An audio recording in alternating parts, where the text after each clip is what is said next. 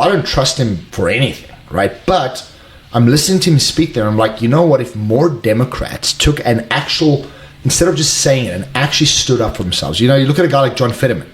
When Kamala Harris didn't want to go to Joe Rogan, he went on.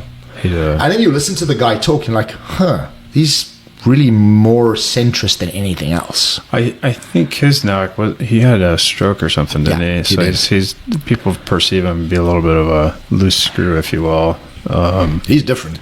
He's different. Yeah, but I know, like, as of recent, he's come out, like, having a little bit more common sense for people, I think. Yeah, and I think that is, I mean, Bill Maher made this argument a few weeks back. He said, you know, realistically, their best chance for a presidential candidate right now is John Fetterman. Because he actually stands for something. He says what he stands for. He's relatable to people, regardless of what you think about him. You can call him a slob. He's more relatable than anyone else than a guy standing in a $5,000, $10,000 suit. Yeah, and I think there's a lot of people that are starting to really resonate with that as a whole. You know, I have a general overview of what's going on. I keep up. Like I don't know. It kind of exhausts me, and it's refreshing for me. Like does Trump do everything that I agree with? No.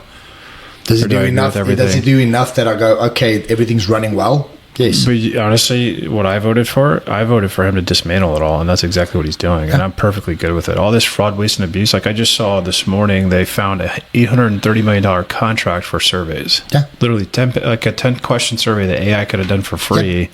Yeah. $830 million contract that was set to go out this year. Yeah. And that's one of how many trillions? And I'm good with it. At the end of the day, like, get rid of all the waste. Yeah, get rid of all that. Yes, the thing is, but ask the logical questions, right? Because this is the thing that really hurts bureaucracy, is logic.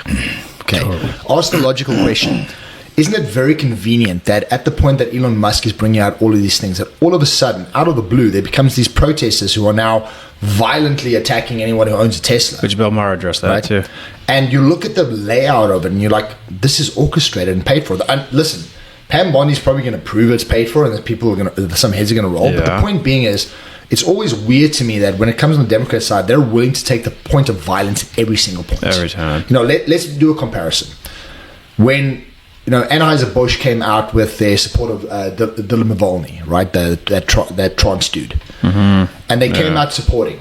Right. Oh, that was so stupid. Now, here's what happened is, I didn't see anyone burning down an Anheuser-Busch factory. I didn't see anybody attacking people who were drinking Budweiser. I didn't see anybody. All I saw was people who went, you know what, I'm going to take my wallet and I'm going to put it back in my pocket and I'm going to make a decision. Basically, that's where they messed up, and that's where they pivoted. And that's it. And how was that done? That was done organically. Well, let me share perspective about that. That's a really good point. Okay. When I was in the corporate world, we were very strict with people about, like, let's say, for example, your kid's in a school play. Yeah. And you wanted to come in and promote that school play by putting it up on a little banner. Or let's say you yourself were in this play for your church or wherever you're at, right? And you wanted to promote it in the break room and say, hey, come to my thing. Yeah. And you wanted to put a simple flyer up. We were very strict and hard on saying no. And it's because, as a company, they were very.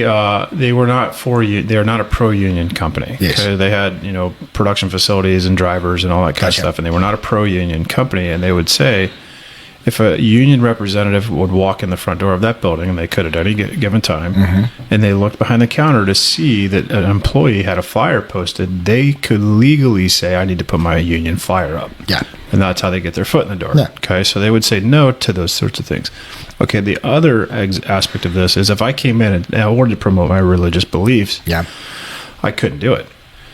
And so I think where my struggle with a lot of what's happened in the world today, we can talk about the NFL, we can talk about Anheuser-Busch, wherever, is like companies taking a side on these political views and beliefs. And to me, that's throwing money in a big way at it. It's a dangerous game. It's a really, really dangerous game. And it's like Anheuser-Busch, to me, learned the absolute hardest way, because you went out and you said, hey, let's have our trans person come in as an endorsement. Yeah. Well, who drinks beer? Yeah. Blue-collar, hardworking, right-leaning Americans. Let's flip that around, though. Right. So let's look at this from Anheuser-Busch's perspective as a business. Okay. So I have a product which is blue collar, right? Blue collar workers, hard guys, people who, just got 18 hours of the job and he has a Budweiser. Yeah. Okay.